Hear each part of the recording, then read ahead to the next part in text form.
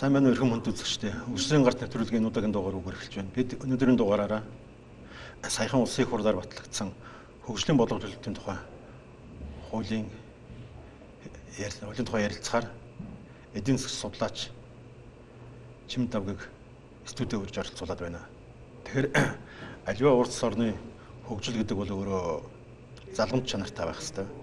Тэгэхээр энэ саяхан батлагдсан хөгжлийн бодлого төлөвлөлтийн хуулийн маань мөн зорилго бас ийм агуулгатай байхаа гэж бодож байна. Тэгэхээр хамгийн эхлээд ер нь энэ хуулийг батлах болсон үндслэл нь маань өөрөө юу юм бэ гэсэн эхний асуудыг тань тавья гэж бодож байна.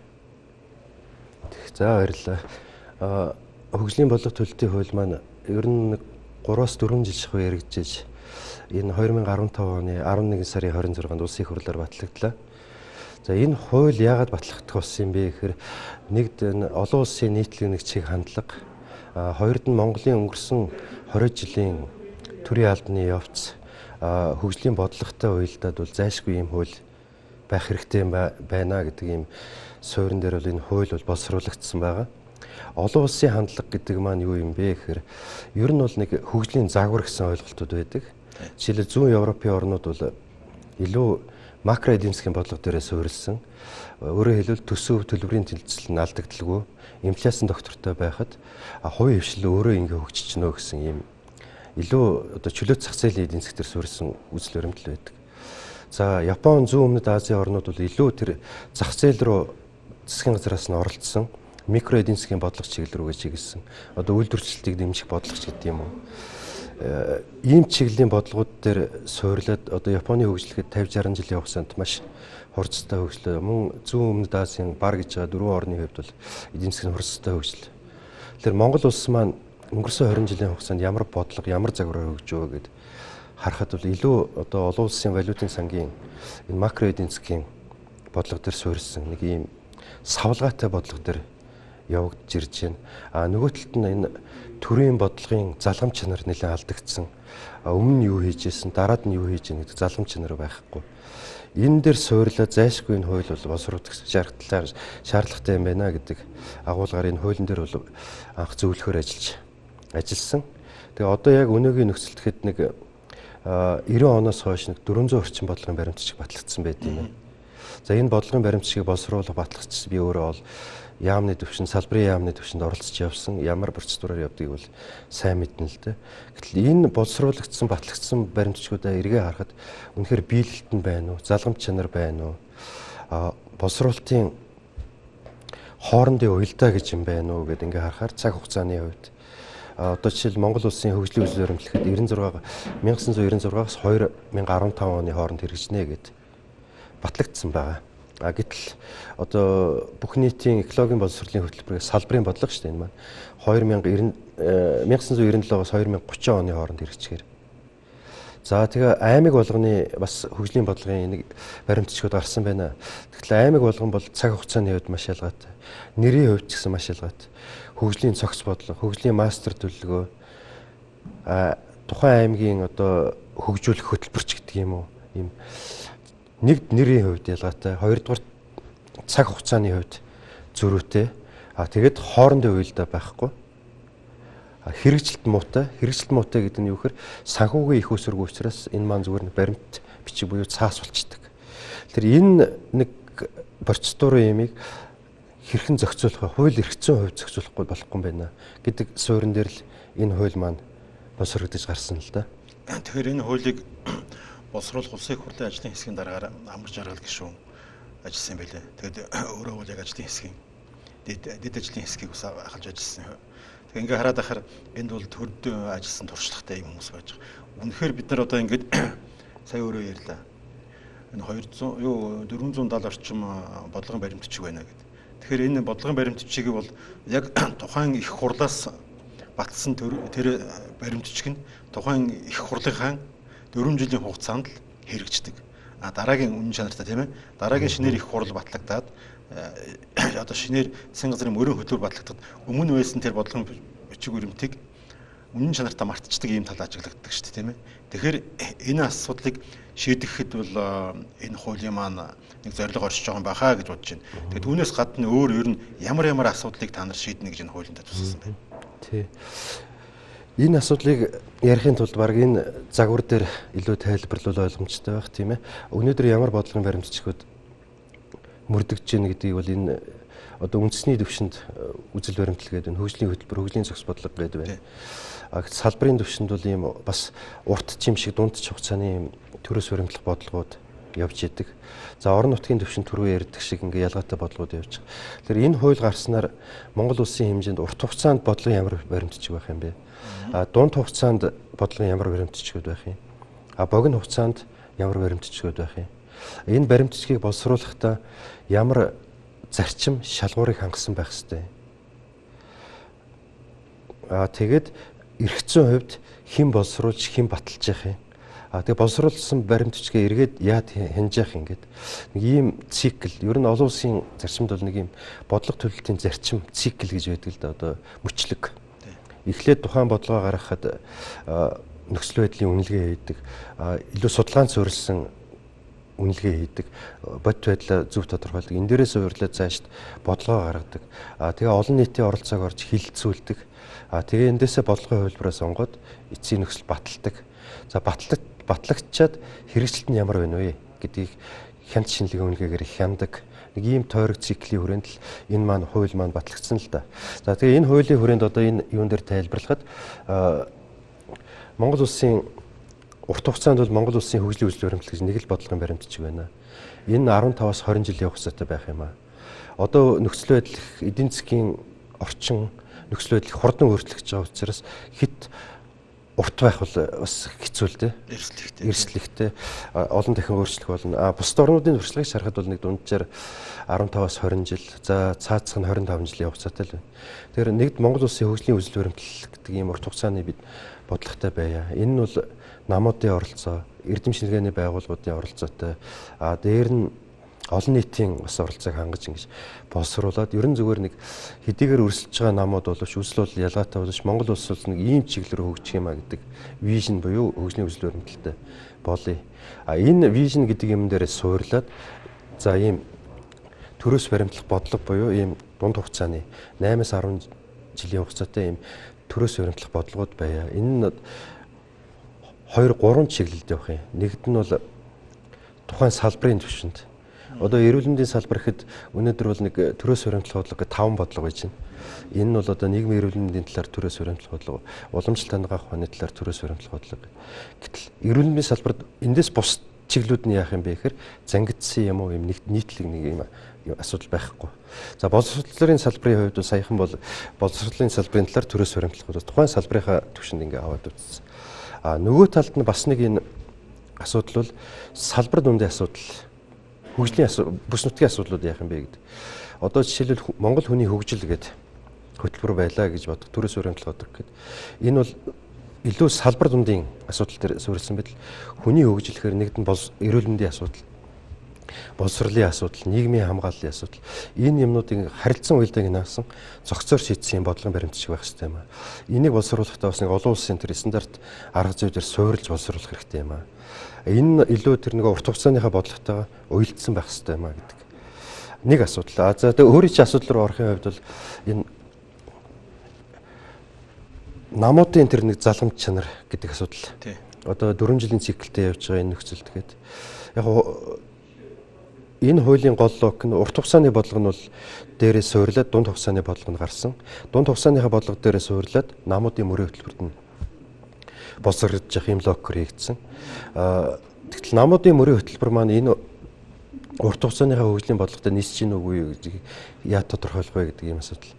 Зөвхөн хуулийн төвшөнд өнөөгийн мөрдөж байгаа хуулийн хүрээнд бол төрийн аудитын газар энэ намын мөрийн хөтөлбөр хөгжлийн үзэл баримтлалтай нийцэж гин үгүй юу гэдэг дүгнэлт гаргаад тэгээ сонгуулийн ерөнхийд хороонд танилцуулж яхаар ийм хуулийн заалт бол орсон явж байгаа.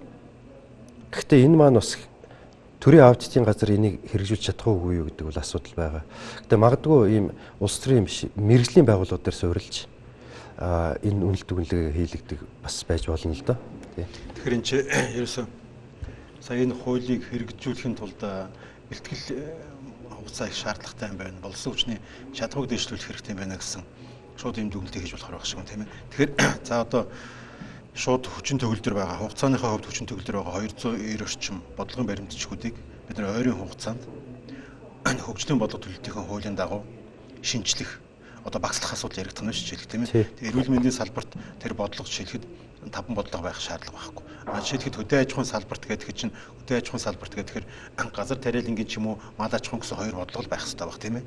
Тэр малчтын нийгмийн асуудал тэгээд нийгмийн хамгаалалт хөдөлмөрийн салбарт ингээ явждаг ч юм уу тийм ээ. Ийм яригдах хэрэгтэй баг. Түүнээс ер нь ингээ хараад байхад энэ хуулийг хэрэгжүүлэх аливаа хуулийн хэрэгжилтийг хүнд хариуцдаг учраас болсон хүчний чадах тийм болсон хүчин чадах гэдэгт нь би яг зүгээр сая энэ хөтөлбөрийн хөгжлийн үзэл баримтлалт энэ одоо ингээд тийм энэ хөгжлийн үзэл баримтлалтай намуудын мөрөн хөтөлбөр зогсож байна гэдгийг үндэсний аудитын газраас баталгаажуулна гэж байна шүү дээ. Тэгэхээр тэр үндэсний аудитын аудитын газар энэ дотор цоо шин бүтц бий болоод тийм ээ. Энэ бодлого судалдаг ийм шин бүтц бий болох хэрэгтэй юм аа да тийм ээ. Энэ талаар ер нь цаашдаа ямар ажлууд хий гэж бодож байгаа вэ? Ажлын ажилсны хувьд. Тийм ер нь хууль маань батлагчлаа. Нэг батлагдаад мартагдахгүйгээр цаашд яаж үргэлжлүүлэх вэ гэдэг бол асуудал үнэхээр маш их хийх ажил байгаа. Санаа зовх асуудлууд бол маш их байгаа. За хамгийн нэгдүгээрт бол өнөөгийн мөрдөж байгаа 190 гаруй бодлогын баримтчгийг яах вэ гэдэг. За улсын их хурлын тогтоолоор энэ хуультай хамт батлагдсан улсын их хурлын тогтоолоор бол 2016 оны 2 дугаар сар гэхэд 2 дугаар улирал гэхэд санагдаж байна. Өнөөгийн мөрдөж байгаа бодлогын баримтчгууд үнэлгээ хийх. Тэгээд аль бодлогын баримтчгийг шинжлэх үү, цаашд үргэлжлүүлэх үү гэдэг ийм ажил байгаа. Энэ бол маш их цаг хугацаа орсон, хүн хүч орсон нэг ийм ажил байгаа. Дээр нь төрийн албан маань өөрөө бас нэлээд хөдөлгөөнтэй байж байгаа, залгамж чанар нь алдагдж байгаа учраас энэний болсон хүчний чадах, энэ төлөвлөлтийн арга зүйг эзэмшүүлэх, цаашд үргэлжлүүлэх ийм асуудал бол байгаа. Гэтэл яг өнөөгийн бүтцээр бол сангийн яамд бол эдийн засгийн бодлогын газар дотроо бол бодлого төлөлтийн хэлтс дээр нэг 5-аас 6 хүн ажиллаж байгаа шүү. Энэ хүний хүчээр хийж чадахгүй юу гэдэг асуудал гарч байгаа. Тэгэхээр бас тодорхой төвшөнд бидэнд бол хамтарч ажиллаж байгаа олон улсын байгууллагууд байгаа. Сая энэ хуулийг ч гэсэн анх батлахад бол нүүбийн хөгжлийн газар бол ерөнхий санхүүжилт өгж маш их дэмжлэг үзүүлж ажилласан байгаа. Дээр нь бол JICA болон бус 7 улсын байгууллагууд сонирхож байгаа. Яагаад сонирхоод байна гэхээр манай нэг савлгаатай бодлого маань бас энэ хуулийн хүрээнд бас нэг юм доктортой жигд явагдах юм болов. Тийм учраас энэ чиглэл рүү чинь бид бас дэмжлэг үзүүл яг гэсэн юм олон улсын байгууллагууд байгаа. Тэгээ энэ олон улсын байгууллагуудын хүрээнд энэ чадвараа сайжруулах, тодорхой үнэлгээ хийх тэр олон улсын стандарт арга зүйг эзэмшүүлэх гэдэг энэ хүрээнд ингээ үргэлжлүүлээд хийх ажлууд бол маш их байгаа. Нөгөө талд нь бас миний санаагаар бол төрийн албан маань ингээд нэг хүн бэлтгээд орхиход солигдчихдаг учраас тодорхой эрдэм шинжилгээний байгууллагууд, төрийн бас байгууллагууд, ихтэй сургуулиудын мэрэгжлийн бас өвчтөнтэйг ашиглаад тодорхой юм тогтмол сургалт явдаг юм тогтолцоог бүрдүүлэх шаардлага бол зайлшгүй байгаа юм. Зарим ажлуудыг ч гэсэн тэр мэрэгжлийн ганцхан төр өөрөө хийдэг биш. Мэрэгжлийн байгууллагуудын оролцоотой эсвэл гэрээгээр гүйцэтгэдэг ийм нэг доктортой загварыг бий болгож энэ маань өөрөө амьдрал дээр хэрэгжиж үргэлжлээд явах юм аа. Одоо жишээлбэл түрүүний өөрөө ч асуусан үндэсний аудитын газар гэж байж. Мэдээж үндэсний аудитын газарт өнөөдөр бол тийм чадах байна уу гэхэд бас хэцүү, хэлэхэд хэцүү байж магадгүй. Дотроо тийм бүтц байгуулад бас хэрэгжүүлж болохын нэг талаас нөгөө талд нь яг мэрэгжлийн одоо тийм байгууллагуудтай гэрээ хийгээд ямар нэг улс төрийн нөлөөлөлгүйгээр үнэлт дүгнэлт хийдэг. Үнэлт дүгнэлтээ хийгээд тэр үнэлт дүгнэлтээ сонгуулийн хороор өгдөг ч юм уу тийм ээ. Ийм л тогтолцоо нэг төр хувийн хөвшил болсон юм тогтолцоо явж иж энэ хууль маань илүү амьдрал дээр илүү хэрэгжих болов гэсэн юм бодолтой байна. Тэгэхээр энэ чинь хүсэн сүг эргэл нөгөө хүн анхдагч ерөөсөө л бодлогыг боловсруулаад тэрний хэрэгжлийг хангаж байгаа юм чинь төрийн л албан хаагч шүү дээ. Тэгэхээр энэтэй холбогдоод саяхан энэ хууль батлагдсан дараа бид нар одоо удирдлагууд нь ажиллаж байсан манай содон дарга тийм ээ. За энэ Монгол улсын төрийн бодлогыг тогтвортой байдлыг хангахын тулд энэ засгийн газарт нэг шадар сайд байгаа тэр хүн 15 хүртэл жилийн хугацаагаар доктортой ажиллавал бас энэ бодлогоо хэрэгжүүлэх болцоотой юм а гэж хэлсэн тэр хүн бол аргаа ядал хэлсэн үг байгаа бах тийм ээ. А түүнээс гадна энэ JICA нэгдсэн улсын байгууллагын хөгжлийн хөтөлбөрөөс энэ манай улсын хөгжлийн бодлого төлөлтийн хуульд дэмжлэг үзүүлээд тийм ээ ийм хууль боловсролт бүх талаас нь тусалж байна гэдэг бол Монгол улсын энэ бодлого нэг туйлаас нөгөө туйл руу хэтэрхий их харайгаад эцсийн дүндээ Монгол улсын хөгжлийг хойш татж байна гэсэн ийм ерөнхий дүгнэлтийн дунд л гарч ирсэн бахаа гэж бодож байна. За тэгэхээр үнэн чанартай энэ бодлогын хэрэгжилтийг одоо үгүй болгодог гол хүчин зүйл бол нэг улс төрийн л намууд байна шүү дээ. Улс төрийн намууд. Тэгээ одоо ингээд тэр гаргаж байгаа шийдвэрүүд нь эргээл энэ хуулийнхаа хэрэгжилт, бодлогын хэрэгжилтэнд сөргөөр нөлөөлөх юм л да. Яг өнөөдөр нөгөө дискусс болоод маргаан үсгээд байж байгаа хүүхдийн мөнгөний асуудал байна. Тэгэхээр энэ ч төсвийн 2016 оны төсвийн тухай хууль батлагдахтаа тодорхой хэмжээний орлоготой айлын хүүхдүүд энийг өгөхгүй гэдээ баталсан чинь дараа нь улс төрийн хүрээнийхний дунд ярьж хагаад энэ бол эргээд өхөн зүйтэй гэсэн шийдвэр гарчлаа шүү дээ. Энэ чинээс ингээ хараад ахаар үнэн чанартай хөгжлийн бодлого төлөлтийн маань хуулиа бид нар батлаад 2 сар болж байгаа мөртлөө энийг эргээд тэр хуулиа зөрчөөд байна гэж тэгж ойлгож болох уу? Тий. Энэ хууль маань дөнгөж батлагдсан. Одоо оны игнээс хэрэгжиж эхлэх боловч одоо бэлтгэл ажлууд гэдэг юм хийгдээд явж байна л да. Өнөөгийн энэ хуулийн гол зорилго маань нэг талдаа яг л өөрөө чи ярьсан энийг улс төрчдийн гэдэг юм уу тогтолцооны тодорхой нэг хүмүүс гинт нэг юм энэ тэндээ сальт сонсч ирээд нэг орон явж ирэнгүүтэл ерөөсөө энийг нэвтрүүлээ гэл явцдаг. Тэгэхээр энэ хууль маань өөрөө хэлбэл аливаа нэг бодлогын шийдвэр улс төрийн шийдэл гаргахын тулд тодорхой мэдлэг суурилсан судалгаанд суурилъя. Мэргэжлийн хүмүүсийн судалгаанд суурилсан ийм бодлого байя. Тэгэхээр энэ бодлогоо боловсруулахын тулд ийм зарчим шалгуур байна гэдэг нэг ийм юмыг хийж өгж байгаараа даваа юм болов. Нөгөө талд нь энэ бодлого гарчаад хэрэгжихгүй байгааг нэг үндэслэл төсөв санхүүтэйгээ яаж уйлдах юм бэ гэдэг асуудал. Харин тий. Тэгэхээр гол энэ хуулинд бол одоо жишээлбэл тухайн сонгуульд ялсан нам мөрийн хөтөлбөр 4 жилээр боловсрууллаа. Энэ хөтөлбөрөө хэрэгжүүлэхийн тулд улсын хөрөнгө оруулалтын хөтөлбөр гэдэг ямиг давхар хийн. Энэ маань энэ бодлогоо хэрэгжүүлэхийн тулд бидэнд ийм санхүүгийн их усүр хэрэгтэй. За улсын төсвөөс ийм санхүүжилтийн их усүр гарна. За гадаадын зээл тусламжийн ийм их усүр гарна. Дээрээс нь одоо үнд цаас гэдэг юм бонд гаргаад ийм их усүрээр одоо энэ бодлогоо санхүүжилттайгаа уялдуулж ингэж хэрэгжүүлнэ гэдэг энэ ямиг л хамт энэ хуулинд суулж өгснээр нэг давуу тал байгаа гэдэг. Тэгэхгүй бодлого нь энд төсөв нь ондоо тийшээ яваад байдаг. Тэгээ энэ хоорондоо уялдаагүй байдлыг л энэ хуулиар засах гэж оролцсон нэг юм асуудал байна. Тэгэхээр хүчлээ. Яг энэ асуудал ч үнэхээр чухал болоод байгаа юм л да. Улс оронд шинэ юм хийхин тулд аливаа юм өөр төлбөртэй байдаг тийм ээ. Жишээлбэл Монгол одоо жишээлбэл сүүлийн 3 жил гарын хугацаанд яхаа Монголд замын асуудал дээр ч юм уу тийм ээ. Нэлээх урагшаалгачлаа. Монгол улсын энэ том газрын нутгийн холбоот. Тэгэхээр энэ маань өөрөө ямар үн өртгөөр хийгдэж байна вэ гэдэг чинь бол яг энэ нэг хөгжлийн бодлоготой очин шууд холбоотой байх тийм ээ.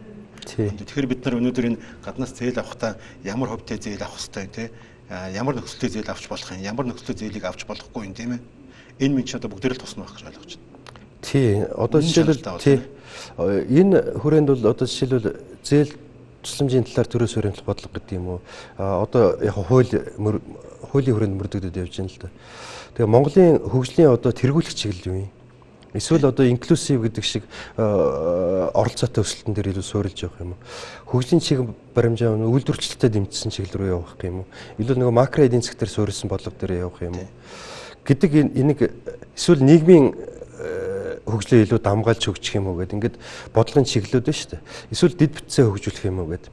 Тэгэхээр энэ бодлогын хүрээнд бол тэргүүлэх чиглэл маань юм а. Эхний ээлжинд бол дэд бүтцэнд хөгжнөг бол илүү зам руугаа анхаарсан тийм ээ. Эсвэл нийгмийн баримжаатай хөгжнөг бол ийшээ анхаарсан ч байт юм уу. Энэ бодлогын чиглэлээ суурилж тэр бодлого дээрээ суурилсан нөгөө байж байгаа нөөц болцоогоо хуваарлах хааш нь хуваарлах вэ гэдэг асуудал энэ хөрөнгө оруулалтын хөтөлбөрөөр л шийдэгдэхээр уулан суулгаж өгсөн. Тэгэхээр таны яриг сонсож байхад нэг энэ тавьсан зорилго бол биелэхэд их хүнд зорилго байл да. Энэ одоо нэг дагаж гарсан шийдвэр улсын хурлын шийдвэр дээр. Энэ бол яг энэ хууль дээр 100% хэрэгжих энэ том 290 орчим бодлогын чанартай бичиг баримтуудыг оны эхний 1-р улиралд гэсэн 1-р улиралд багтаагаад бүгдээрингийн үнэлт төгөлд өгөө тийм чи одоо үнэлгээ өгнө гэсэн үг шүү дээ. Үнэлгээ өгөөд ингэж яг бол бас болцоо хэр зэрэг байдгийг харин энийг одоо жишээлхэд оны эцрүү хүртэл тийм ээ 16-ш 17 яасан гэсэн 17 байна тийм. Тэгэхгүй бол энэ цаг хугацааны хувьд одоо нөгөө бушуу туулаа боримдоо бас тагсан ийм үлрэл болно байх гэж бодож байна.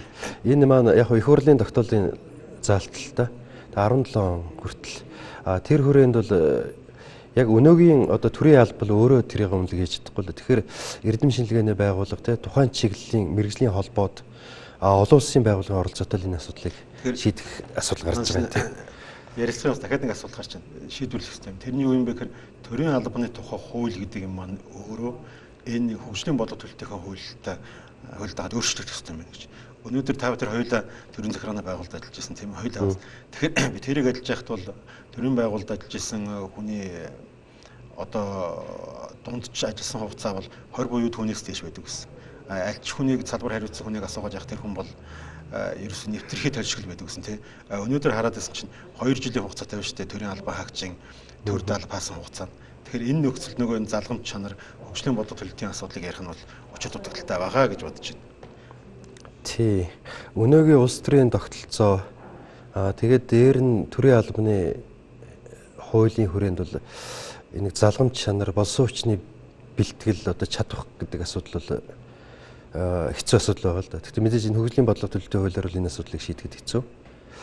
Тодорхой бусад хуулиуд л өөрчлөлт орж шийдэгдэх байх.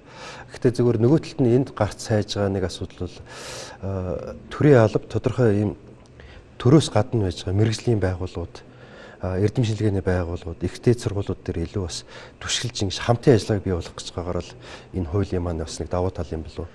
Тийм. За тэгэхээр их баярлалаа. Өнөөдөр бид нэр хөгжлийн бодлого төлөлтийн хуулийн тухай ярилцлагыг эхлүүлээ гэж бодож байна. Энэ хууль маань Монгол хүн болгоны гэрт очиод бидний амьдралтай шууд холбоотой учраас энэ хууль бидэнд ингэж хэрэгжих юм а, энэний хэрэгжтийг ингэж хангах юм а гэдэг бол ганцхан удаагийн ийм 20 минутын нэвтрүүлгээр хүнд хүрэх болцоогүй юм а гэж үзэж байна. Тийм учраас бид нар цаашдаа манай телевизээс зохион байгуулад дугуй ширээний цовруулж ярилцлагыг хийнэ гэж бодож байгаа. Тэгээд өнөөдөр бидний урилгыг хүлээж авч энэ талаар сонирхолтой ярилцлага өгсөн эдийн засаг судлаач Чимэд Давггүйд их баярлалаа. Таны ажил өндөр амжилт хүсье. За баярлалаа. Танд ч амжилт хүсье та. Үүгээр манай хөгжсөн гарцын төлөвлөгийн удаагийн дугаар өндөрлж байна. Дараа уулзлаа баяр таа.